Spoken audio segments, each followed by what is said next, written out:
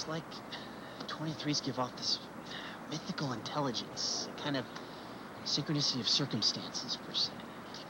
It does ring a bell. It's because you've never seen them before, but they're everywhere. You know how mathematics is like a universal language? Yeah? Well, I believe that the universe is run and controlled by 23s. I hope you've got some proof or something. You put another crackpot who's pathologically paranoid. Okay, I'm gonna tell you a story. It's gonna sound very bizarre, but you've got to promise me you're gonna keep this between ourselves, okay? Okay, I promise. Okay. About 5 months ago, I was in a park just like this one right here. I heard my name being called. I turned to look, and there was this man in the distance. Michael.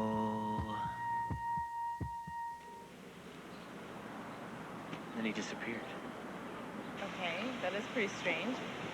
But what did it have to do with 23? Everything. I ran home and I checked the calendar. It was July 23rd. I have this book on pagan holidays right next to the calendar. I look in the book. I look up July 23rd, and it's the same day as the celebration of the dog star Sirius. Serious? Sirius. It's the brightest star in the galaxy. It's worshipped by Egyptians as kind of a godlike intelligence, but I've been researching 23s ever since. And what did you find? Okay, check this out. Do you watch movies? Of course I like movies. Okay. Did you ever notice that the room in The Shining is 237, or that the operating room in Charlie, or the Mad Bomber's seat in the airport, both 23? Earthquake date from Escape from L.A., August 23rd. The address in the entity is 523. I'm reading Tale of Two Cities, right? And it really dawns on me. Sidney Carton is the 23rd man guillotined, and this is just the beginning, Chris. They're fucking everywhere. Come on, could this be a simple coincidence? Don't you think that maybe the reason you're seeing 23s and everything is because you're looking for it directly? I mean, damn, Mike, I mean, if you look hard enough, you're going to find a conspiracy in everything. Maybe. I don't think so. I'm reading this book, The Law is for All, by Aleister Crowley, okay? It's written in 1904. 19 plus 4, 23. Okay. This book was dictated to him by a preter-human intelligence, Iowas. This intelligence, it laid down the new eon of Horus and a new law. Okay, this law was the founding doctrine for the gay and women liberation. It introduced mind expansion through yoga and drugs. It laid down the principles of quantum psychology, and it ameliorated the dichotomy between science and religion. You want to know something really trippy? Aleister proclaimed himself the prophet of the friendly star. You want to know what, Jill? What? Crowley's magical order was the Order of the Silver Star. Okay. It's starting to sound a little strange. Strange? Have you ever heard of 23 Skidoo? Or the 23rd hexagram of the I Ching means break apart. 23 in Telegrapher's Code means break the line. Isn't it strange to you that in the DNA code there are bonding irregularities every 23rd angstrom?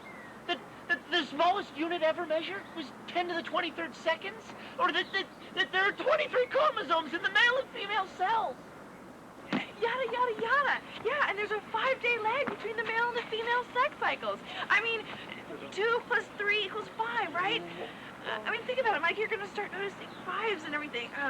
There's 5 fingers and 5 toes, and why is a full work week 5 days?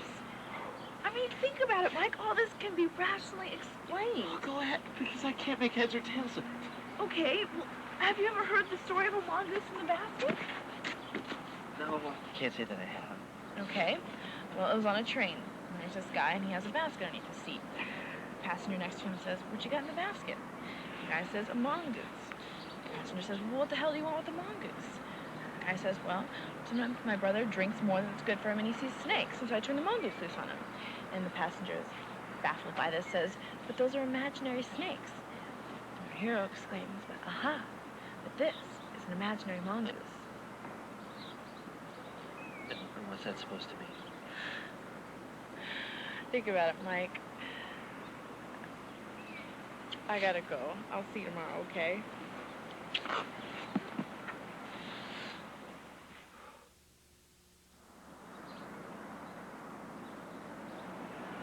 When a phantom climbs, it's the ghost of the ladder what serves him.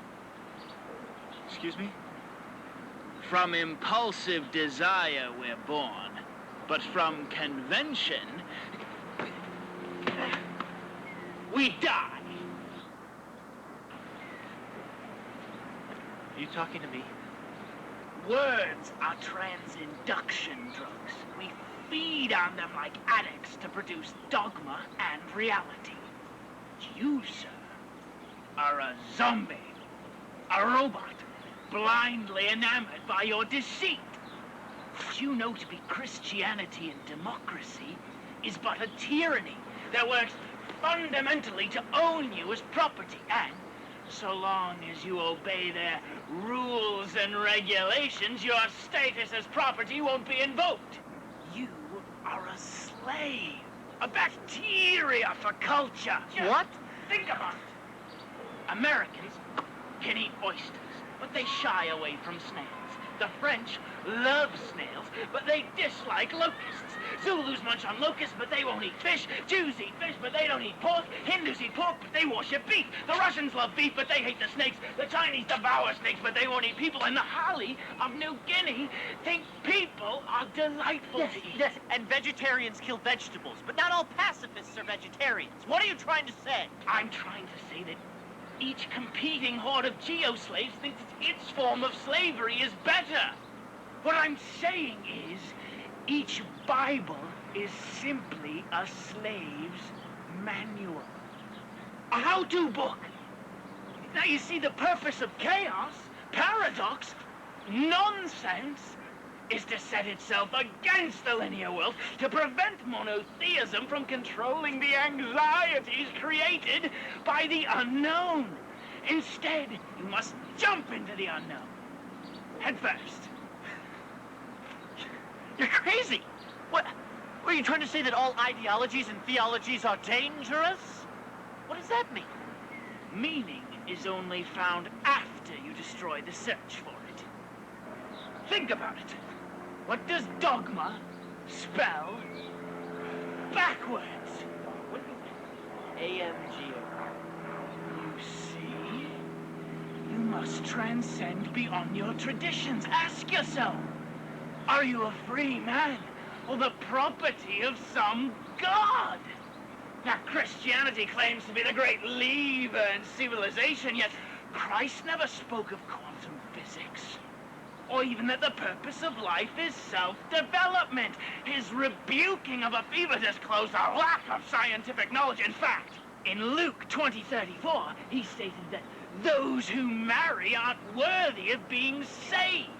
He cursed the fig tree for not bearing fruit in the winter. And if you've ever wondered why women are so long oppressed, you need only to read 1 Corinthians 7:4, which states that the woman has no rights over her own body. The man has them.